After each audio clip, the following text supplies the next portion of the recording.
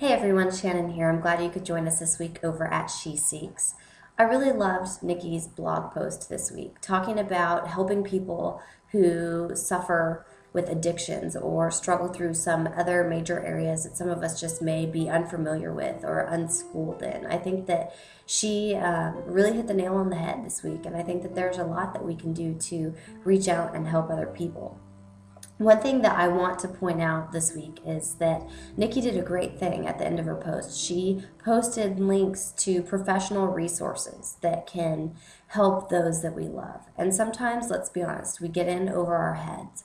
The people in our lives are struggling with drug addiction, alcoholism, eating disorders, some serious issues. And most of the time, we're unqualified to give them the help that they need.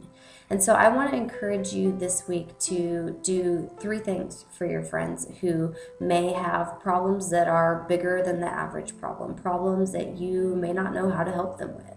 If someone that you love is struggling with an area where they really need professional help, I would encourage you first and foremost to approach your friend and talk to them about that and see if they're open to getting help. I know that when I was in college, one of my roommates struggled with anorexia nervosa, and she did not admit that she had an eating disorder for a very long time. But finally, through the intervention of some friends and family members, she was able to get help with a professional, and it was only then that she could recover. And I think sometimes we do a disservice to our friends and loved ones when we try to help them when really we should be trying to get them help. So first of all, try to find a loving way to approach the person in your life and see about getting them help and offer to help them find help. I know that I had a friend in the past who was going through some serious marriage problems, and I went through the effort to look up some good Christian counselors in her area for her, and only then did she make the phone call and go in and meet with somebody. And so sometimes it's just a matter of looking up the information and doing the research for someone that is going to make them open to giving something a try.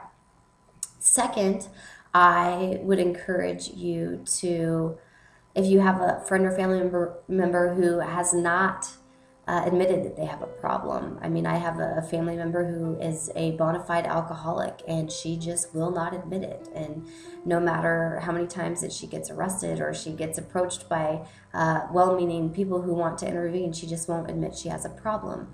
So if someone that you love isn't willing to go and get help, I would encourage you to make a phone call to an expert in that field, whether it's a counselor or somebody who deals with people who are caught up in addictions, and ask that professional how you can help your friend or loved one. Ask them how you can help someone get to a place of seeing that they have a problem and realizing that they need help. And it's the worst thing that you can do is try to sign somebody up for some type of rehab program and try to enroll them in it against their will. And so if they're unwilling to go, there's not much you can do. But I would encourage you to kind of talk to an expert and see what you can really do as a friend or a loved one.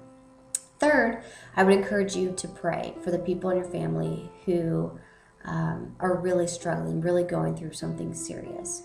Because I've seen prayer break many people out of bondage, and God doesn't desire that any of us live in sin or bondage or condemnation, and He wants all of us to be free. And so I think that if we get to a place where there's not much else we can do, or even before we're able to do anything else, the best thing we can do for the people that we love is pray for them. And so I would encourage you this week, if this blog post that Nikki wrote really hit home for you, to kind of go through those 3 steps. Talk to your friend or loved one. Encourage them to get help. Do the legwork for them and look up some people in their local area that can help them. Second, if they're not willing to get help, go talk to someone who is an expert in that field and will instruct you on how best to help them. And third, pray for them. That's really the best thing that you can do. So I hope this helps. We would love to hear your stories of how God has broken you free from addiction, or how God has used you to help other people get broken free from addiction. So please feel free to leave a comment, or as always, you can also email us here at She Seeks. Have a great week.